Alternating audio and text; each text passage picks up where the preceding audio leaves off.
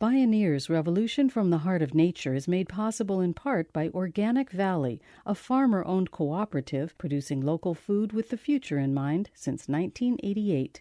Learn more at organicvalley.com. Welcome to the Bioneers, Revolution from the Heart of Nature. If you live in a community like where I live in Ann Arbor, Michigan, and you have enough money, you can live as if the system's not broken at all. I can travel just 40 miles east to inner city Detroit, where we have a population of close to 900,000 people, the 11th largest city in the United States without a single major grocery store in the entire city. It's all alive. It's all connected. It's all intelligent. It's all relatives. We stand at the threshold of a historic opportunity in the human experiment to reimagine how to live on Earth in ways that honor the web of life, each other, and future generations. It's a revolution from the heart of nature and the human heart. In this series, The Bioneers, Revolution from the Heart of Nature, we celebrate social and scientific innovators with breakthrough solutions for restoring people and planet, creating a future environment of hope.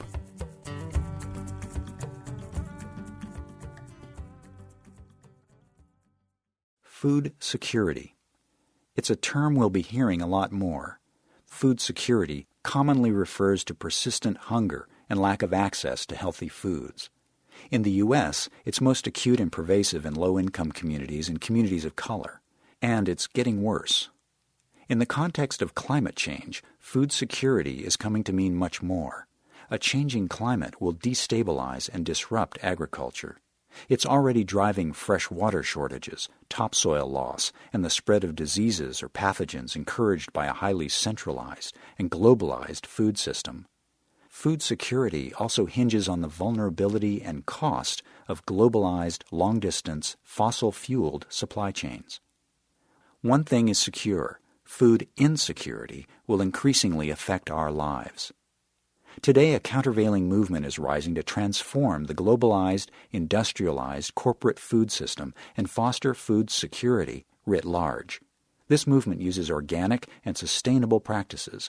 It favors the local. It weaves equity and justice into the food web. This is the dawning age of local food sheds and fair food. It's about far more than farms and farmers. It's about redesigning our entire food system.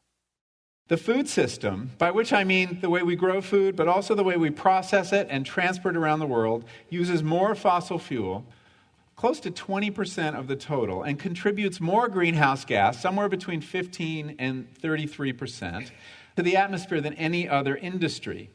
Best-selling author Michael Pollan has done more than perhaps any other single national figure to serve up food for thought about our food systems and diet.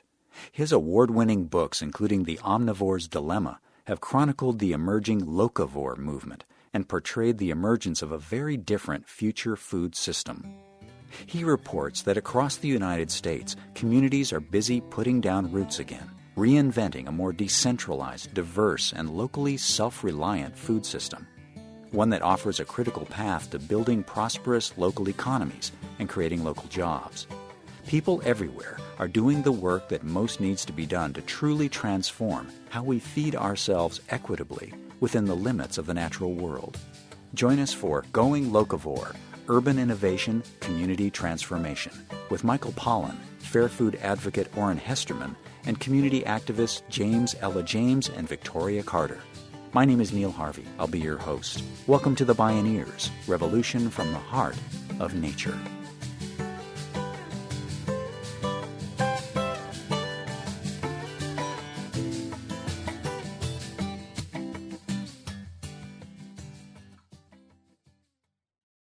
Michael Pollan's books and his investigative reporting as a contributing editor to the New York Times Magazine have offered a very different vision of a future food system that's sustainable. As the Knight Professor of Journalism at the University of California at Berkeley, he's helping shift science, environmental, and food reporting those critical few degrees that allow us to see the real impacts of our food choices. To Pollan, food is at the nexus of three critical issues: climate change, energy independence, and health care. We're spending over $2 trillion a year to treat Americans. More than $500 billion a year goes to treat preventable chronic diseases linked to diet. The healthcare crisis is a euphemism for the catastrophe of the American diet. And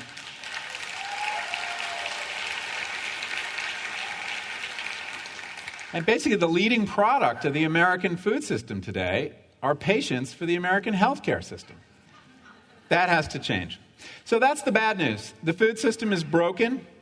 People know it increasingly. Farmers know it for sure. And what is responsible for this broken system is largely our agricultural policies. Federal agricultural policies have largely benefited a handful of giant agribusiness corporations that today produce and manufacture most of what we eat. They're farming the government, and their real crop is money. There's no question that food is cheap, in great part because it's subsidized by taxpayers and doesn't account for environmental and public health costs. Pollan says we can improve overall public health and even help solve the climate crisis with what he calls the Sun Food Agenda. His vision would wean the American food system off its heavy diet of fossil fuels, also the source of synthetic fertilizers, pesticides, and herbicides, and replace them with a heaping helping of sunshine.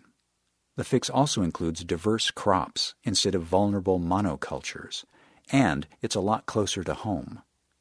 Michael Pollan spoke at a recent Bioneers conference. Do you know right now if you receive subsidies for corn and soy and wheat and rice, if you want to plant a row of tomatoes, say, or broccoli, you can't. You're not allowed to. You lose your classification as subsidized land indefinitely. So we are forcing our farmers to plant monocultures. That has to change. We need to reward them for how many different crops they plant, how many days of the year their fields are green. In other words, how many days of the year their fields are harvesting sunlight for rotations, for cover crops, and that kind of thing.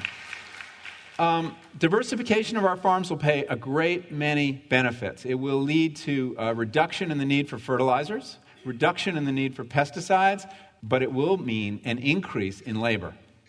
We're going to need more farmers, and that's another set of policies we need. We're going to need to put 10, 20, 30 more million people on the land.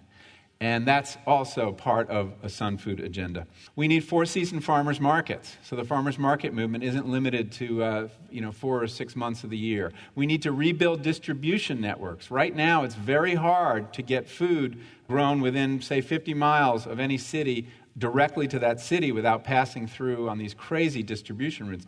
So decentralizing the food system, it has a great many virtues. It will allow farmers to diversify. It will shorten the food chain so that healthy food will be fresh, minimally processed food will make it to our cities and our food deserts and our rural food deserts as well, because the problem is just as bad in Iowa as it is in West Oakland right now, access to fresh food, because it's all being sold globally and nationally. Now, the market's already making this happen, but there's a lot we can do at the government level to push it. We also need to look at our food assistance programs and add on vouchers to food stamps and WIC that are redeemable at farmers markets and get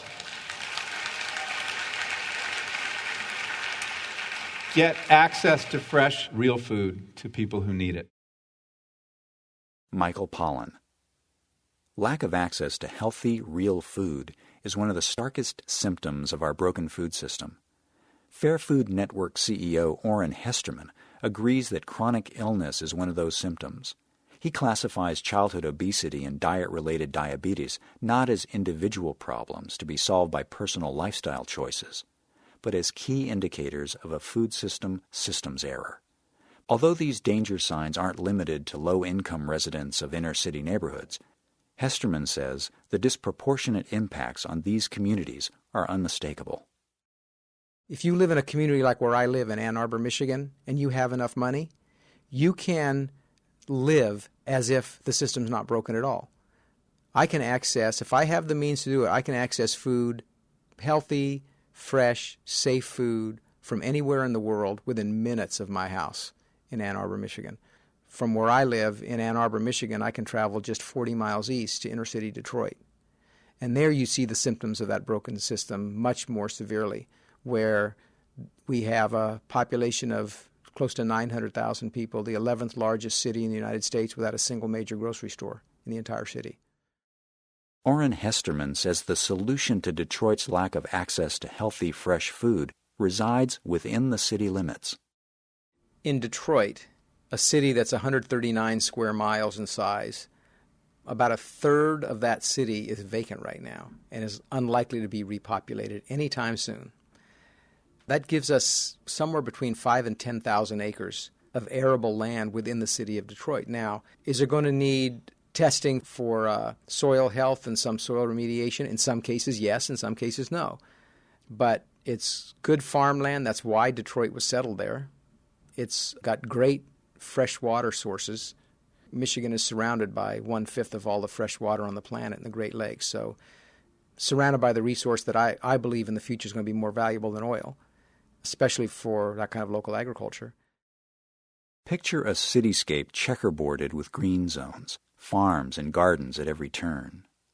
If 10,000 acres of the Motor City were put back to work producing local food, might tens of thousands of Detroiters find their work in the food economy? Hesterman says it's possible. If we could shift 20% of food purchases to more local sources in the 5-county area of southeast Michigan surrounding the city of Detroit, that could create 35,000 new jobs. No additional money spent, just spending food money differently, so more of it is spent in the local economy. You create 35,000 new jobs. When everybody's talking about what's the next economy in an industrialized manufacturing center like Detroit, I think about why not make the next economy Detroit's first economy, which is the food economy. Everywhere you have people living, there is a vibrant food economy. The big question is how we're going to use that economy. Are we going to use it on highly processed and packaged food that's making people sick? At the same time, it's evaporating money right out of that community immediately. Or are we going to think about how to organize and redesign the food system so more of those local expenditures are keeping people and families and kids healthy, at the same time supporting a local food economy and local agriculture? Oran Hesterman, marrying community health with a healthy local food economy in a vision to revitalize a city. When we return, we'll take a tour of urban food innovations designed on principles of equity, diversity, sustainability, and environmental health. This is Going Locavore, Urban Innovation, Community Transformation. I'm Neil Harvey. You're listening to the Bioneers, Revolution from the Heart of Nature.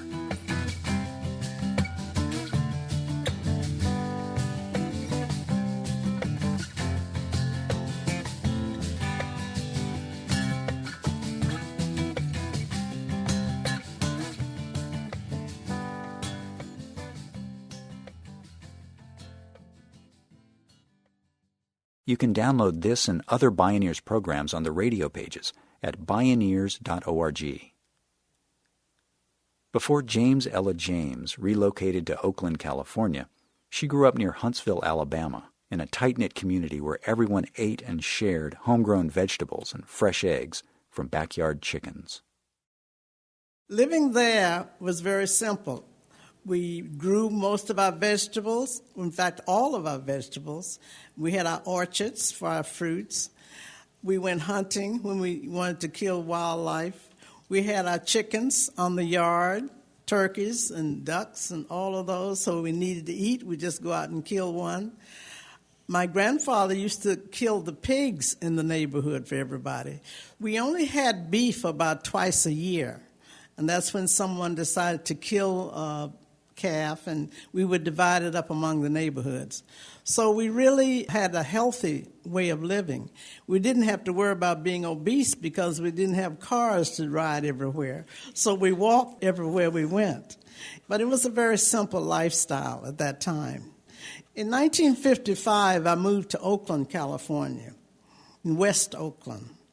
And in West Oakland, there were two markets, Swan's Market, and there was Housewives Market.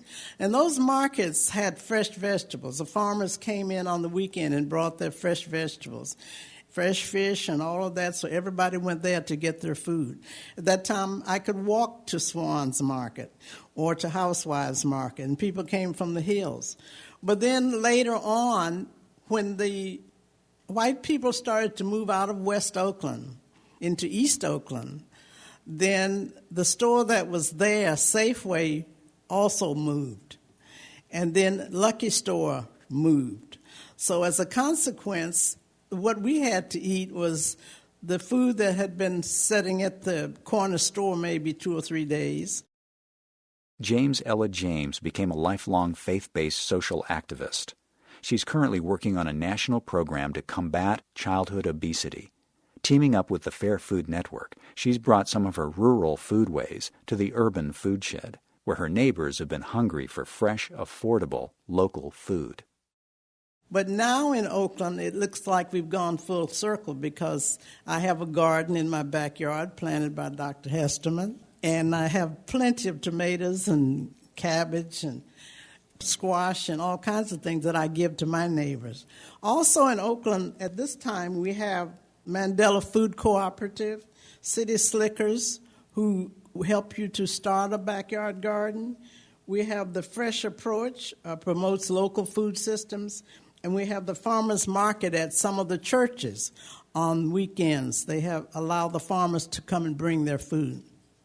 I belong to another organization called the National Council of Negro Women, and we formed a partnership with the Eunice Kennedy Shriver National Institute of Child Health and Human Development, where we're working with children to combat childhood obesity. And we're also working with families, and this is a national program. So we're now getting on to obesity. That's a major, major problem among us. And as you heard, it's caused by the foods that we eat because we're not able to go and get this expensive food. So that's another problem. Another organization that I work with is called Berkeley Organized Congregations for Action. And that organization works with people to empower them to stand up to ask for what we need in our community.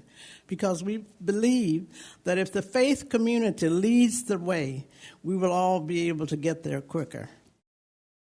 James Ella James, nourishing the emergence of a healthy, fair urban food system in Oakland, California. In New Orleans, Louisiana, 150 students at a youth-based nonprofit organization called Rethink are feeding the rebuilding of that city's public schools. Food is among their most serious concerns. Faced with a long litany of chronic problems, Rethink invited chefs, architects, and food experts to serve up a menu of recommendations. Victoria Carter presented it to the school superintendent. Recommendation 1, get rid of the useless utensil called spork. A half spoon and a half fork. Recommendation 2, buy fresh, tasty food. Recommendation 3, buy fresh food from local fishers, farmers, and shrimpers. Recommendation 4, present more local dishes on the school menu. Recommendation 5, present tasty, healthy food alternatives for vegetarians. Recommendation 6, no more styrofoam trays. Recommendation 7, future school designs should include outdoor vegetable gardens. Recommendation 8, use leftover food to make compost for school gardens. Recommendation 9, design cafeterias that you adults would like to eat in yourselves. That's right. Recommendation 10, install sinks so we can wash our hands before eating. Recommendation 11, enough time to enjoy our food and our friends. Recommendation 12, no more silent lunches for any reason. Do not tie punishment to food in cafeterias.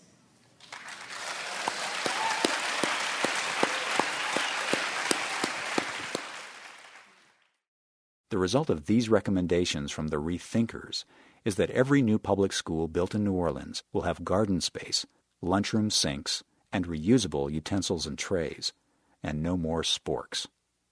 Victoria Carter is part of a powerful wave of urban food innovators around the United States creating local solutions that make economic good sense, build community action, and connect communities to local resources for healthy living. Again, Oran Hesterman. Positive signs are in communities all over the country, like in Red Hook, Brooklyn, New York, with an organization Added Value that literally on a 3-acre playground that had been abandoned, the City of New York Parks Department gave it to this nonprofit organization and said, if you can do something with it, go ahead. So after sweeping up the needles and the used condoms, and it's not, that's, you know, I kid you not, this is what they did, and cleaned off the lot, they then made a deal with the Bronx Zoo, who brought all of their bedding and manure from the zoo to this park. And on top of the asphalt, now, about 18 inches to 24 inches of beautiful organic composted soil. They're growing a beautiful organic garden. Kids in the neighborhood earning money, growing food and selling at the farmer's market, selling to high-end restaurants in Brooklyn, a neighborhood CSA, kids from the elementary school coming to that playground growing food now. So a great innovative project happening there. But it's not only in Brooklyn. Holyoke, Massachusetts, one of the poorest communities now in the northeastern United States, about 90% Puerto Rican population. Nuestras raíces means our roots in Spanish. So this grassroots organization now has community gardens all over Holyoke, tended by grandparents, parents, children, and grandchildren. 3 and 4 generations involved. They have a 30-acre urban farm along the Connecticut River now, and they have created 40 new small businesses related to this local food system, owned and run by people in that neighborhood.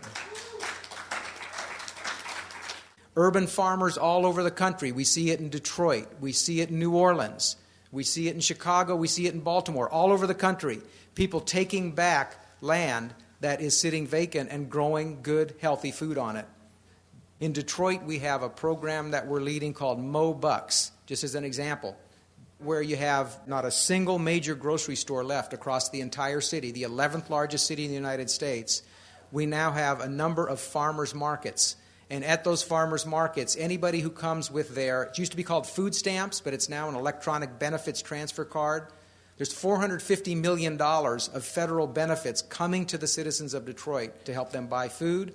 If all they can access is convenience stores, liquor stores, and party stores, that federal food assistance is not helping them. If they come to the farmers market, any one of 5 farmers markets in Detroit now, and use that same card, they get double their money. All right? Double their money's worth. If they want to spend $10 on produce at a locally grown produce at farmers market, $10 debited off their card, they'll get $20 worth of buying power. Nationally, we have proposed to U.S. Department of Agriculture, our congressional delegation from Southeast Michigan, something we're calling a Healthy Food Systems Innovation Initiative, to build a fund so that projects like the ones I was just talking about can be supported all over the country. It's time for these small projects that we know can be very successful to have the resources to expand and move into greater financial sustainability by moving into the regular market stream. Communities across the United States are growing a new healthy, fair food system. They're mapping their food sheds, where food comes from and how it gets to their plate. They're connecting the dots by developing systems of food entrepreneurship, training, and finance. Because it's a whole system, and because it takes a village to feed a village. Oran Hesterman. Food becomes a vehicle for community transformation. I mean, I've been working on issues of sustainability and food systems for my whole career, and not too long ago it was a little hard to get people really energized around this issue. Somehow a lot of people are waking up about it, which is I'm thrilled about. But people say, well, what can we do? I like to say to people, start wherever you are. You know, if it means organizing food buying clubs, do that. If it means asking where your kids' food is coming from at school and getting better food because you have kids in school, do that. If you're on a college campus and you're interested in getting better food and locally grown and organic food in the college cafeteria, work on that. Something called the Real Food Challenge, where students all over the country are doing that. If you're interested in farmland and open space protection, work with your local jurisdictions on purchase and development right and other programs that are going to preserve farmland for the future. Try to convince your city and county and state governments to do more procurement. It's a huge area of policy. You know, we spend a lot of public money on food. I mean, I just think about the conversations I've had in Michigan with some of the people in the Department of Corrections, one of the largest buyers of food with state money in Michigan is the Department of Corrections. Well, we could be using that state, that public money to support more local agriculture and healthier food if we were using some of that money preferentially to buy locally grown and produced food for our prison cafeterias. At the same time, we know that where much of the action is around policy in the food system is at the federal level. It's not just about changing our own habits in our own home. It's about shifting an entire system. And that the most important step for people to take is to shift from being a conscious consumer to an engaged citizen around issues of food and agriculture. Keep up all the stuff you're doing as an aware and conscious consumer, and start making the shift toward engaged citizenship around this issue at the same time. Oran Hesterman, Michael Pollan, James Ella James, and Victoria Carter. Transforming the food system, inviting us all to make the change from conscious consumers to engaged citizens. Going Locavore, Urban Innovation, Community Transformation.